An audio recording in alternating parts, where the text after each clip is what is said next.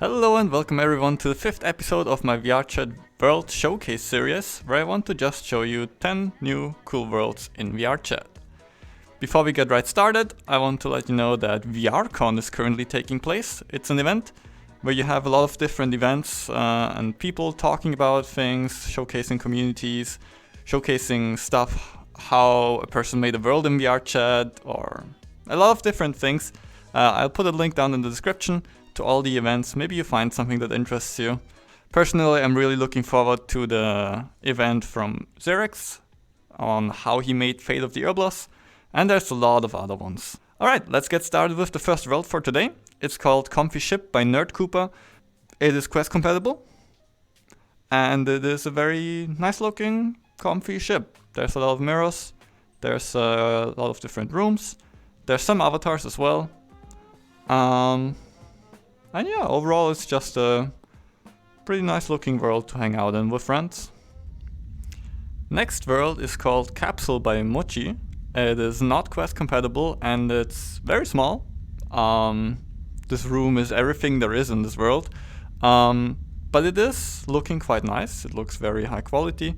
The atmosphere is kind of cool. You're in space, in a spaceship, in a capsule. And through the window you can see Earth. And that's it. That's the entire world. But I can definitely see myself just chilling here. It's a cool atmosphere. If you like space, maybe this is something for you. Okay, our next world is Cyan's Ballpit and Lo-Fi by Cyan Lore. And it's a really amazing world. A lot of crazy shader magic. It's not Quest compatible, unfortunately. However, you can already see what is happening. There's like a ball pit. Okay, you cannot really see. It's like a ball pit with a lot of balls that collide with every part of your body, like even my legs and my hip or whatever, and it's like the head. Everything collides and it's not lagging, it's very smooth. And even if you have other people in the world, it's the same. Like even if they just walk around and kick a ball away, it would exactly act the same way. It's like a shader thing.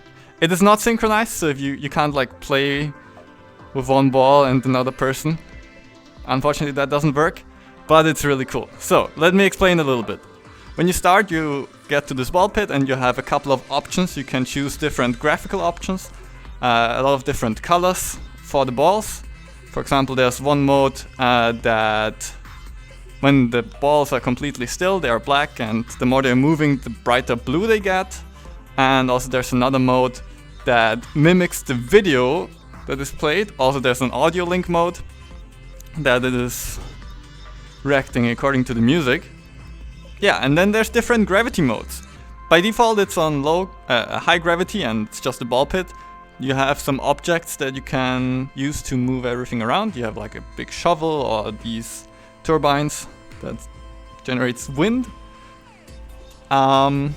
And there's low gravity mode, which I personally like a lot. There's basically no gravity and everything's just floating around. And this is what I'm currently in, and you can play with these balls and it's really cool. So yeah, if you've never been here, definitely check it out. Shader magic is crazy. You can do so many things with shaders. With full body it's even crazier, but even without full body it's a lot of fun.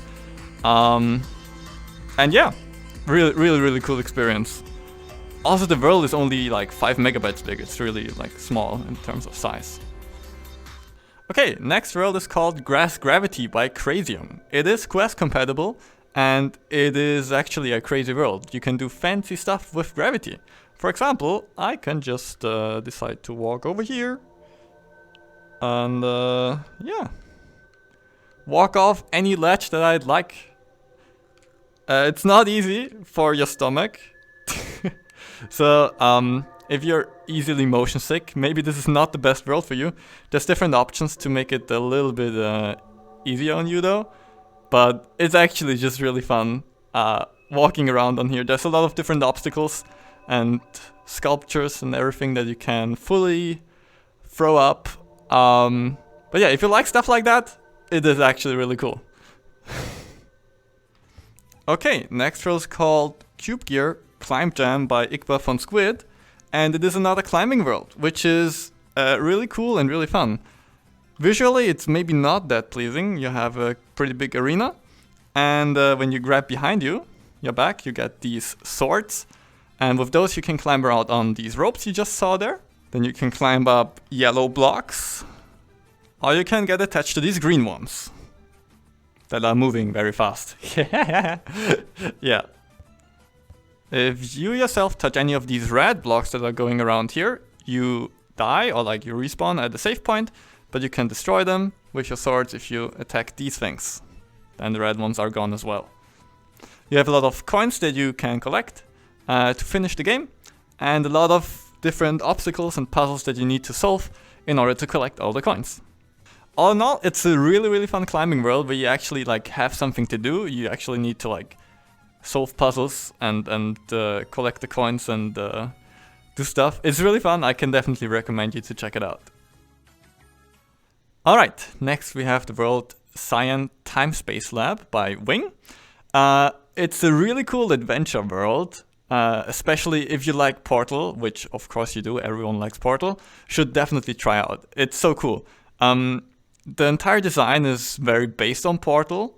You also have like a voice like GLaDOS telling you things and bullying you.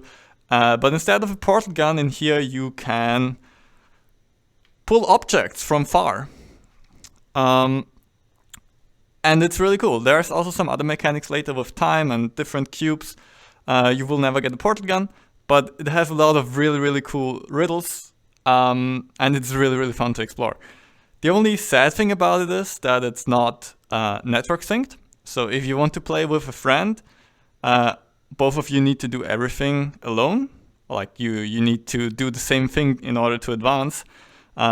So you can't just help each other out by doing something for somebody else.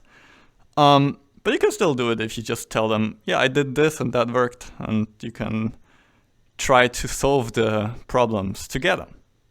Next we have the world Cyberpunk Hacker by Cold Cancer. And it is, as the name says, a very cyberpunk hacker themed world that looks really cool. There's a lot of neon lights, there's a lot of high-tech stuff. The overall design is just really cool of the world. You have a video player where you can play music, you have a couple of mirrors, some other options, you can grab beer and I think pizza. And overall, the aesthetic of the world is just really cool. The person who made this world also made a couple of other cyberpunk themed worlds, so if you enjoy this kind of world, I can recommend you to check out his other worlds as well. Next we have the world Cycle of Life by Karl Krönen. It is a cinematic story experience that takes about 10 to 15 minutes. It is not Quest compatible, unfortunately, but it is a really interesting story to watch. It all starts when you pick up this stone over there, and then this robot will fly up and show you around. Basically, you'll have to follow this robot the entire time, and the world around you will change. You will have to do a couple of things, but the cool thing is there's no text whatsoever. You will know what you have to do just by following him around and watching how he acts, like animation stuff, but there's no text or voice lines or anything.